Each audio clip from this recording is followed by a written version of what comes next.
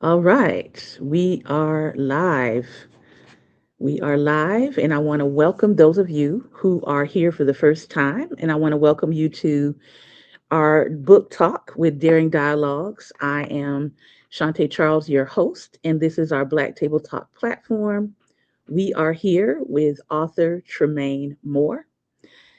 Tremayne is a prolific author and poet. And I want you, Tremayne, to first of all start out by sharing a little bit about your background. And I want to say, first of all, too, that I'm honored that you are with us on this afternoon. I greatly admire your work and the work that you're putting out into the world to bring awareness to a lot of different topics, some of which then we're going to cover today with your new work. But tell us a little bit about yourself as a author and poet. Well, I started kind of in a different manner. I would say that during my teen years, I had an uncle who was trying so hard to be a rapper. And I'm thinking, well, he's not going anywhere with his life. And I'm like, well, if he could do it, I could do it. So I started rapping, 12, 13, 14 years old. And then when you get older, you're starting to fall in love. Well, I thought it was love then. So I started writing poetry through one of my classmates, and we were in algebra two. So I wrote a poem, and the next thing I know, I found myself writing poems and poems and poems. And then fast forward to 2004, I really started writing poems the more, and the idea of a book came about through a mutual friend. And the initial publisher, um, loved the work, but her editor didn't like it. So fast forward to 2009, I would meet you. And as a result, my first book got released within maybe a couple of months. And then the next thing I know, my writing journey began. I would say so in 2009, my writing journey really began. Awesome. And full disclosure, I am one of the editors that Tremaine utilizes for his work and for his writing. The other editor, her name is Cynthia Rose. And of course, I know there have been other editors through the years. Um, but you brought up something very, very important, and that is your foray into the writing world. That you actually started out with rapping first, right? And then you shifted into writing long form, and also, well, we know that rap is a form of poetry, but those two art forms really started linking together in your writing journey. And so I think that's an important thing to note when we talk about the arts in general, how one art can sort of link us to the other ones, and we find ourselves expanding and getting broader and broader and broader. So, we are here today to talk about your new upcoming book, which is entitled Deaf, Dumb, Blind, and Stupid. It is book two, it is a sequel book. And I'm going to go ahead and bring up the cover for it as we begin to talk. And it is available for pre order, and we'll get those links down there shortly. Do we see it in the large format? Yes. All right. So, Tremaine, walk me through your origin story for this book series. We started with the first book in this series, but this is the upcoming book. So, tell me a little bit about your first book and what led you to doing a sequel, because your first book actually has um, some acclaim to it. You've gotten, I understand, some awards and some recognition for it. It brought you into the national spotlight. So tell us a little bit about that initial work, and then what led to the sequel. Okay. As much as I would like to give a short answer, there really is no short answer to that particular question. So here I go. So when the first book, Take It From Me, was done in 2009, I will release You Take It From Her. That was the second poetry book. So there was supposed to be a trilogy, Take It From Him in 2011. That did get released, but what happened was After writing Taken from Her, a couple of things were going on in my personal life. The main thing is I would lose my grandmother. Right around that time when my grandmother passed, God gave me a vision to write my abuse story, or assault story rather, and but the main character is going to take his life. And I'm like, what? So I kind of jotted the idea down, and when I started writing it, well, I didn't start writing it initially because if anything, I was trying to run from the book, and I'm like, okay, Lord, wait, I gotta finish Taking From Him. So once Taking From Him was done, and that was done June of 2011, my world crashed. I mean, my personal life crashed, my professional life crashed. I found myself in the book. So running from writing my assault story was not going to happen. So as I started writing, I found myself writing the funeral. And I remember talking to Shantae about it. And I'm like, why am I writing the funeral? And you're like, it's going to be a look back. I took that concept and I ran with it. So, as my professional life and my personal life was crashing, I found myself venting in the book. So, Mm, a lot of what was going on in my world, I ended up writing about. In fact, everything kind of came to a head the morning that my sister was getting married, and that was December 3rd, 2011. I actually wrote a suicide note that morning. And little did I know that note would be the catalyst for the note that was actually in the first book. I just had to tailor it for a teenager. So a lot of the feelings that I felt in my personal world, it just bled right into the main character in the first book. So that's how the first book kind of all came together. So writing the abuse wasn't the hard part. It was just feeling what I was feeling at that moment in time in my life was the hardest part because I really did not want to live beyond that point. So when I actually sent the book to you, Shantae, and to Cynthia, it felt like 15 pounds of weight was off of me. mm, So let's just say that that was the book I never intended to write. Like it's like I tell people all the time, I didn't wake up and say, "Oh, I'm going to write my story." Nah, that didn't happen that way. So that's how DDBS kind of came about. Now, as it related to the sequel, I had thought about it, and people have even asked me, "Are you going to write a sequel?" I tried to shun that idea. I ran from the idea. I mhm, was like, "Okay, this is a done deal." Until I got married in 2018, who's also a writer, a screenwriter. So she was kind of playing with the idea of making DDBS a screenplay. So mhm. when she wrote what she wrote, it was she kind of wrote the aftermath of the funeral. So Okay. I kind of played with the idea a little bit. And I'm like, what could I do with that? And I can't even remember what she wrote, but I just took the overarching concept of the aftermath, and eventually an idea came: make it current. Because Mhm, the first book ends my high school graduation, my real high school graduation year, and in the book, Michael was the character. He was in his senior year when he mhm. dies, so you're looking at a 30-year span. So Gotcha. and how I ended the first book, Stephanie, who was Michael's sister, she was pregnant. Mhm. So that kind of gave me the idea to pick it up from Stephanie and her unborn child's perspective, and Got now it. make it to where her child is born and make it now from that character. Got So it. that's kind of how I was able to mesh the two together.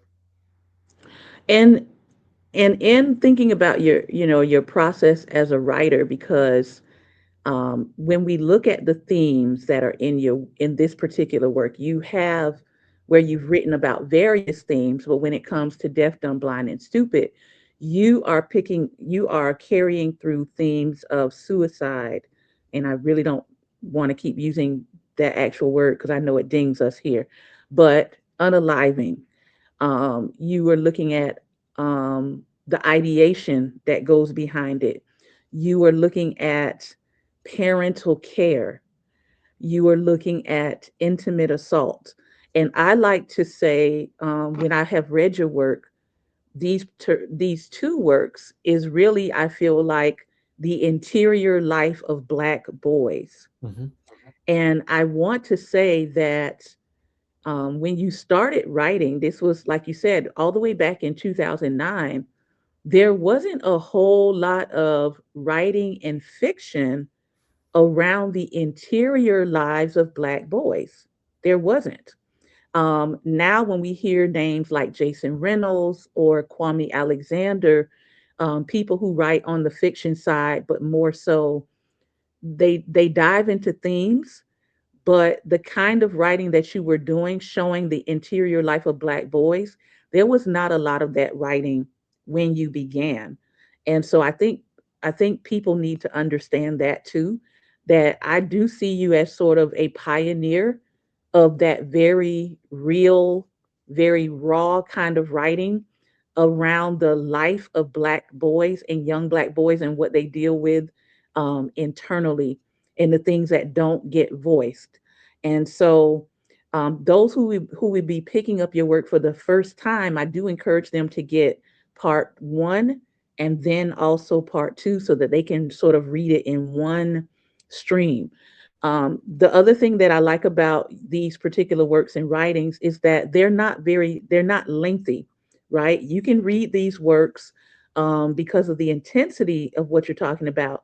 It may take you, more than a week to read through because you are talking about some very serious issues, but they're not lengthy readings. And so, if you're a parent who is looking to understand the interior life of the Black boys in your life, or you're a guardian, um, these are going to be writings that are not lengthy to read. They're very your writing is very understandable. It flows. There's a clarity about what you're writing about, and so I think those are some important things as a writer. Anyone who's interested in writing wants to definitely pay attention to. So in your work, you are talking about autism um, in your work as well. Can you tell me and sort of kind of guide us through your characters, right, who are Mhm. autistic, and then also your own personal journey, if you could share a little bit about that. Absolutely. The irony of that, I remember in 2008 when CNN had a couple of celebrities on and they were talking about their kids being autistic. And I was sitting with a friend of mine at a coffee shop and they had CNN playing at that time. And I was looking at the kids, and I'm looking like, you know, normally I would laugh at that, but I can't laugh at that because that's me. Asked my mom about it. My mom was like, "No, you don't have it, blah, blah, blah, blah, blah." And I'm like, "You know what? I'm just gonna leave that alone. I'm not gonna ask her anything more about it." But I believe something is up, but I couldn't figure it out. So while writing DDBS, the first one, a lot of what I wrote was real life. There were some things I fictioned, but most of the behaviorals was me. And even it kind of, I go into it even more in the second book with Carson. You do see a little bit more elements of my life. But it wasn't until 2014 when I really got diagnosed. My therapist at the time was like, she recommended me be tested for it. So I went ahead and got tested as an adult. And much to my surprise, it showed that I am level one of autism spectrum disorder. Since we no longer use the word Asperger's, it's now level one Okay. um, of autism spectrum disorder. So for me, it was a relief, but it was also confirmation. This also gives me the understanding of why my life is the way it is, So that's how I was able to bring the two together. Michael in book one and Carson in book two. It's just you're just really getting pieces of my life in both of Mhm. the characters. So it's sort of fiction mixed with a little bit of it's semi autobiographical mixed with fiction, Absolutely. and I wanted people to hear that from you because oftentimes, um, sometimes people don't know how to weave in their personal story into a fiction writing, but I think that you do a really good job of doing that, and so you are tackling the what I want to say the awareness piece for young boys who might who are autistic. Um, and in your case, like you said, you sort of had this the parent figure that was not really willing to um, sort of hear you out in terms of what you were experiencing as a younger person. And you had the courage, right, to go ahead and do that, get that diagnostic done as an adult. What would you say to someone who may feel like they are autistic but have not done the diagnostic yet? What would you recommend? Would you say now's the time to do it? What kind of advice would you give for that? I would recommend absolutely do it now. That way you're not left in the dark and you're wondering as the years progress why you never got it done. So for me, I know people don't like talking about the puzzle pieces, when that comes with autism awareness. For me, my life was a puzzle. It's like I was always the kind of person, why isn't something this way, or why is something this way? It's like my mind was one big puzzle, and it's like now I'm trying to put everything together. And for many people who may be on the spectrum, your life surprisingly is a puzzle and you're trying to put everything together. So getting tested will help put that puzzle together. You don't want to go through life with regrets. Awesome. And so, in your book, not only are you talking about these young boys who have autism, but you're also talking about the relationship of authority figures, Mhm. right? And the role that they can play in being a coach and being a guide in someone's life, a person who is sort of really tuned in to young people versus somebody who sees them as a nuisance, right? Or a discardable person. The question I want to ask is what do you want parents to take from your writing? Well, what I want parents to take from this is two things. I want to deal with the assault side, but then I also want to deal with the autistic side. Mhm. So from the assault side, I don't care whether your child is a pathological liar or whatever, but when it comes to abuse, take it seriously because you don't want any tragedies to come upon your child and you don't know it because you don't believe. Now, also, with that said, also understand that children can be groomed, which Mhm. was the case for me.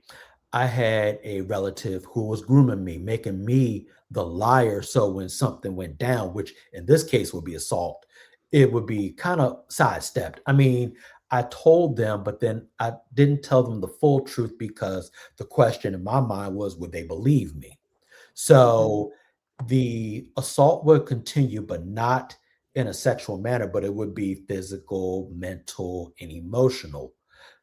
Um, so it took me till I was in my 20s to finally tell them the whole truth. But by that time, as they say, what's done is done. I didn't care how my parents felt about it. For me, it was about freedom. So that's the assault side.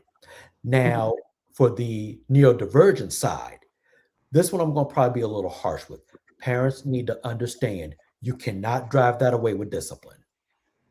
Say Okay. it one more time. That's a very important part. I Say said, it you one more time. cannot drive that out by discipline. If anything, you're going to create alienation because Mhm. for me, knowing how my behavior was looking back, oh, I suffered a lot of beatings, you know, and It's like if I got a note that said I called out a great deal, or there was a belt waiting for me, or if I ever acted out, sometimes I may know what I'm doing, sometimes I may not. Or there was discipline to come. So I think sometimes parents, and especially Black parents, they have the mindset of the child is never going to embarrass me. So that will alienate your child. And because you may think you know everything, you don't. Okay. Mm, But sometimes there's a reason for things to be the way they are. And if you can get him checked because he can't talk, then there's something there. Discipline is not going to be the way. You have to have understanding in some shape, form, or fashion. You've got to understand and be willing to work with your child and not be that difficult. For me, it was difficult. And, so I can say this: when by the time I hit 18, 19 years old, I had to leave for my own sanity and for my own mental state, mhm. you know. And I do want to preface it by saying that a lot of times people confuse corporal punishment with discipline, right? Because the two actually are not the same. But I do know in our community, we say discipline when what that we're actually really talking about is corporal punishment. And so discipline is um, the word comes from the word disciple, right? Which actually means to teach. So if you're disciplining a child, you're actually teaching them. It doesn't have anything to do with physically putting your hands on your child. And so one of the things, and I'm sure you've probably heard of her work by now, possibly Dr. Stacy Patton. She talks about what's being done to a child and what happens to that child in their body. This is also Child Abuse Prevention and Awareness Month as well. And so I think it's so key that you said you can't beat neurodivergence out of a child. It is a part of your makeup, or an adult. It's a part of your makeup, right? And so when we think about the fact that so many people, when they see something neurodivergent or something that is not neurotypical, they automatically sort of have this reaction to demonize what is happening. And like you said, and some of our commenters here are saying, that the beating it out was real. Parents thought, oh, if I could just whoop them more, if I could just beat them or spank them or use the belt, that behavior would go away. When it's actually has to do with the way you are designed as a human being. It's the way that you function. It's the way that your brain functions. And so it has taken us lots of research, right, to get to the point where people realize, oh, this is not just a behavior issue. This is a neuroscience issue. And it's not something to be demonized. It's not something to be punished. And even with the parenting side, right? Yes, and as Taka Field said here, they think pain is a motivator. Well, it can motivate you, but in what direction is it motivating you? Mhm, Like you said, mhm, the pain motivated you to move farther away from your family. It didn't mhm, it didn't bring you closer to your family. And so we have to look at that. The other part of that is what you said about believing your child, believing your child and looking out. And I did a post probably, I think, last year, the year before that. I did a whole post about grooming and what grooming looks like, and the fact that sometimes people think grooming only happens away from adults, when sometimes grooming can happen right in front of you, as the parent, and you not recognize that you also as the parent are being groomed. Sometimes that person is grooming the parent to trust them as the safe adult in that child's life. And so, through your writing, you show that you actually paint a picture of what it looks like when a child is being groomed. You paint a picture of what it looks like when a child is not being heard. And so I think these are important things that parents need to hear and that parents need to pay attention to. And when it comes to wanting to react towards your child in a physical way, the main part of that is self-regulation. As parents and as guardians and as adults who work with children, the regulation of any behavior of a child, if we're just looking at behavior, starts with your own self-regulation. When you are out, when you are unregulated, when your blood pressure is up, when your voice is raised, when you are feeling the anger, those aren't the times to address your children.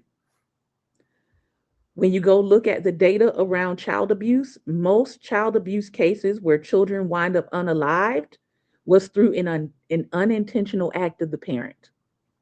The parent said, I lost my temper, I lost control, I didn't realize that I hit them so hard, I didn't realize that I was just beating them and beating them and beating them until they were unalive. So, a part of that addressing is self regulation. And there are a lot of adults who don't want to self regulate first. And that's just the truth about that. Um, and so I think what you're saying to parents, and I think what you're saying through your writing too, is really important. I also love the fact that in this new work, Tremayne, you leave parents with resources. So you don't just present this work in fiction, but you also give them some resources. There are some questions for reflection in the back of the work that parents can work through as well. My next question for you, because you do delve into religion some in this work, particularly from the Black Christian lens, what do you want the faith community to take from this work? This is going to be a good one. Um, the short answer is stop giving lip service. I mean, sometimes we can be so faith driven that we basically try to faith it out of people when people have real hurts, and also understand too that if people in church are hurt, whether you're in the fivefold or whatever, sometimes you can't just share your whole story without triggering somebody else. You have to be sensitive to your audience and understand that people in the pews have real hurt. And that to me is very important because we're in a day and age, people are sitting in pews internally bleeding to death. So Mm. we have to be sensitive to people who are inwardly hurting, so sometimes you just can't shoot off at the mouth when you're in a pulpit. You can't. um, you have to understand your audience, just like in motivational speaking. You have to know your audience and also understand not everybody's going to be where you are. Now you can try, but then also again, it's just really know your audience. That's the nice way of saying it. Well, we don't necessarily have to say it the nice way here. But one of the things that I picked up on in your writing when it comes to the faith community is making sure that number one, there's some education around what a predator is and what a predator looks like, and how predatory behavior can shape the people that you're coming into contact with in the faith community. Mhm. A person who has been through abuse of any kind, they might have some, um, what is the word I want to use? Some reservations, right, about joining a faith community. Tell me a little bit about that for you. How has it been in a faith community? You don't necessarily have to talk about, the specific pastor or leader, but how has it been for you in terms of a faith community being receptive to the messages that you've been sharing around either intimate assaults Mhm. or abuse in general, and sort of how you are addressing the awareness piece with what's happening with children? How has the faith community received that from you? I would say it is. Hmm. I would say some good, some maybe not so good. I mean, it varies based on the type of church you're going to. I've been to. It can vary. Um, so to put them all as one would be kind of difficult to do. Um, I would say it's all hinged on who I talk to in the community more than anything. I think that's probably where it stems from. You know, some are more receptive. In fact, when I wrote the first EDBS, not too many people were very receptive. But one thing I did learn in the midst of writing the first book was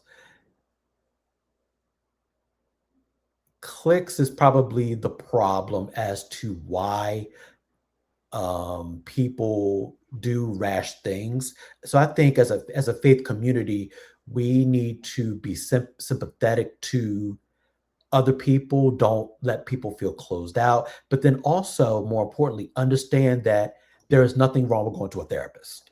You know, some faith Mm-hmm. communities are so against it that we say, Mm-hmm. "Oh, you don't believe God if you don't go to a therapist." No, that's not the right thing to say because if physical bodies get sick, so do brains. Mm-hmm. I think that's Mm-hmm. very important. Yeah. So would you say that, sort of summarizing what you just said, would you say that some, and I'm going to say some here, so I hope people don't ignore the fact that I'm saying some, one more time, some. So would you say that some faith communities resistance to mental health treatment Mhm. or mental health education can sometimes hinder the people that are coming into faith spaces that may be dealing with abuses or that may be dealing with intellectual disabilities? Absolutely. And I'm going to add one additional thing now that you brought that up. Um, in this new book, I kind of dealt with where abuse is actually happening in the faith community, and sometimes when it's never addressed, that just basically creates a casualty in the faith community.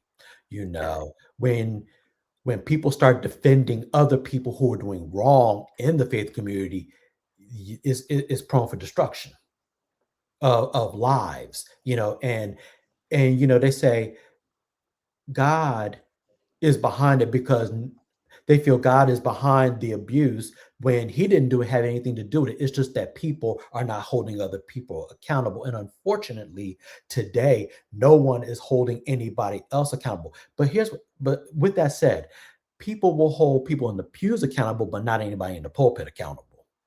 Mm, And that can leave a black eye for somebody who has been abused, especially if somebody is of the cloth. And got we it. see on the news today about abuse in churches, and you're wondering, how did we get to that place? Lack of Hmm. accountability. Got it.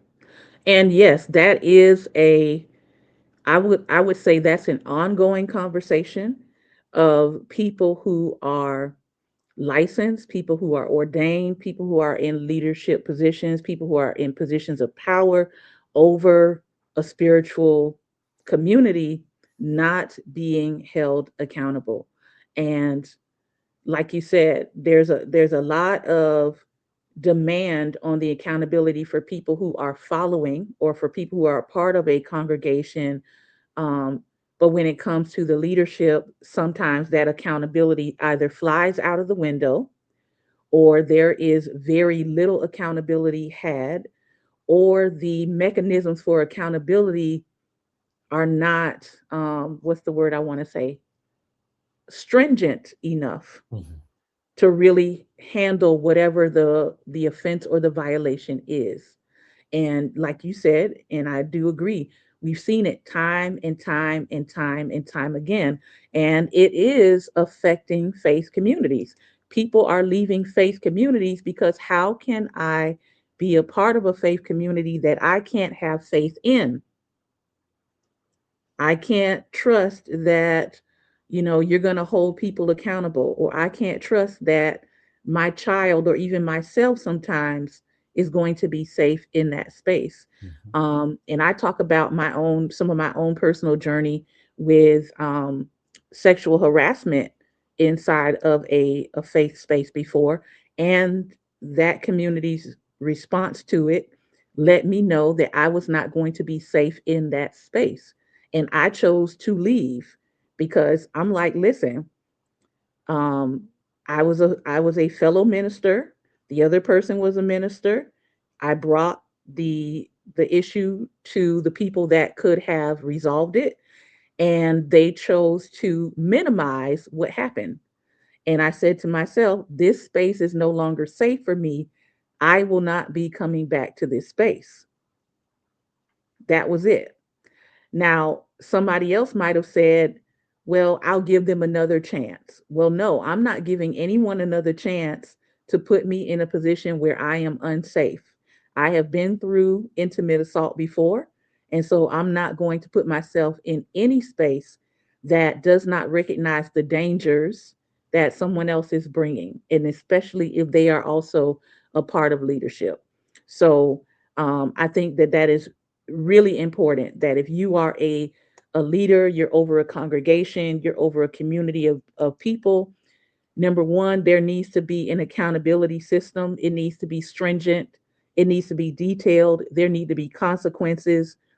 Yes, there needs to be a program for restoration if that person is in a place to be restored, because some of these people, they don't want to be restored. They want to continue to do things that are not right. So, but yes, there should be a part of your program that has a component of being restored if you're talking about a faith community.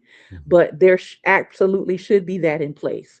One of the ministries I served at, we had sexual assault and sexual harassment training. That was a part of the requirements for being a minister in their space. You had to go through a training so that you can understand and identify and make sure that you were not doing anything as a minister that was violating people's rights and against the law. And so I would like to see more faith communities make sure that they're doing that. Also, the community that I was a part of, they did background checks. Those two things right there, background checks and mandatory trainings for ministers, to me, those are baseline things that people in the faith community could be doing um, to eliminate some of the potential dangers. Because the other piece that I look at with some of these cases is nobody ran a background check. Nobody knew that this person had a history of X, Y, and Z, and they were just running amok in people's faith communities. So I think that those are two things, baseline, that faith communities can be taking a look at.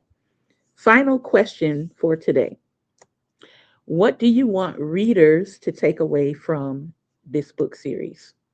Wow, what do I want readers to take away? Well, I want them to be able to understand that everybody has challenges and everybody goes through something and everybody deserves love, you know? And I think that's probably the biggest lesson that I learned while writing DDBS is that everybody needs love. And if you think about the ideations of death, most of the time people don't want to die. They want to hear. And the problem is, I think sometimes we give pat answers to people when we don't want to deal with them, and they're crying, but then at the same token, they're going to stop crying, and then they're going to do something rash, and then you will end up with the questions, "What could I have done?" And the key is listen to people, embrace people. They're hurting people every day that we don't even recognize. Sometimes a smile, a hello is what's needed today.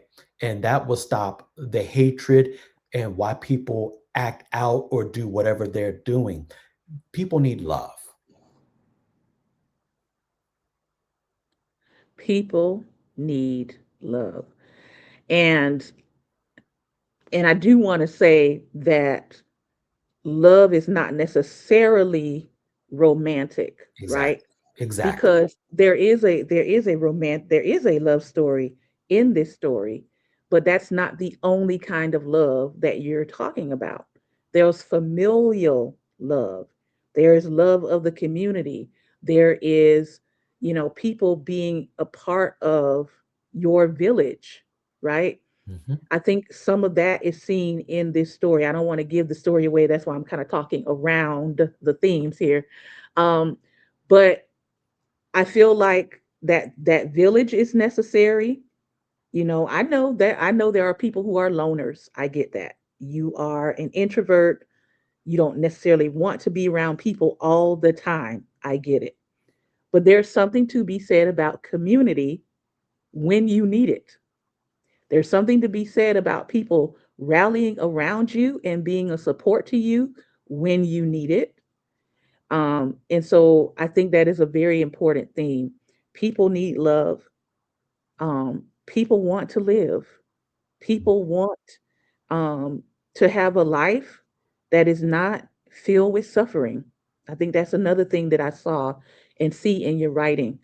Um, People want to be heard beyond the casual, hey, how you doing?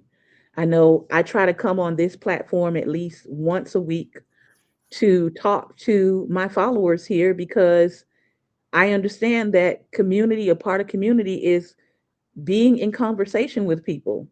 It's getting to know people, it's getting to be able to hear people's heart.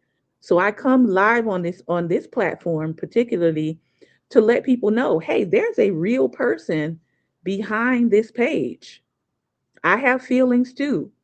I want compassion too sometimes, you know. And so I think that's a very, very important point. Tremaine, I want you to close up by just taking a moment right now to just talk to our audience. And what would you want to say to them as we close today, just overall in general about where you are in terms of writing? Talk to our audience about what you want them to know about you as a writer and how they can get in touch with you. I did drop your links as well into the chat. This book is on pre order now, but I also encourage you to get the first book in the series as well. Go ahead. Well, one thing about me as a writer, I'm the kind of person that likes to make people think and just check, kind of challenge your thought process. If you read a poem or anything that I've written, one thing I like to do is to just kind of get your thoughts going. Sometimes you can just read things and you just want something happy, but I'm the kind of person that I'll write something happy, but then sometimes I see a problem going on and it needs to be addressed. I look at the state of the world, I look at what people are going through, and sometimes I'll write something. Case in point, there was an episode of Ricky Lake years ago. I'm dating myself, and there was an episode called "I'm a Virgin, Be My First." So it kind of angered me at that time. So I wrote a poem in the second book called The Life of Alyssa Cooper. And I wanted to show the consequences of what happens if you give your version away when there's no covenant, Mhm. and you end up, you're scarred for life. Or you meet somebody and then just out the blue, you just decide to have a one night stand. That became the poem "Someone to Love," also in the second book. So I'm the kind of writer that wants you to think about the choices that you make. I've heard it said, you can choose your choices, you just can't choose the consequences. And I think I'm the kind of person that wants you to at least be able to see what could happen if you go away that goes even against your own morals. It's kind of like, be aware of the things that you do, because once you do something, you can't take back what you do or what you say. I think your actions, but more importantly, your words are very important when you are living life, whether you're talking to other people. And that's what I try to present when I'm writing is it's all about change and understanding that if you can change yourself, you can make a huge impact on the world around you. And that's what it's all about. We talk about changing the world, it all starts with you. And that's what I write, is to bring about change. Well, Tremaine, I want to thank you today for sharing with us, taking time out to share your heart about your writing journey, your experiences, and also this upcoming work. If you want to learn more about Tremaine's writing, he's an incredible poet. I have been really honored to work with you on some of your writing projects throughout the years. Check out his work at maintree.com, and you can be able to connect with him there and also check out his additional writings and all of his poetry works as well. This has been another episode of Daring Dialogues Black Table Talk, and I'm your host, Shantae Charles. Again, author Tremayne Moore has been with us in conversation today.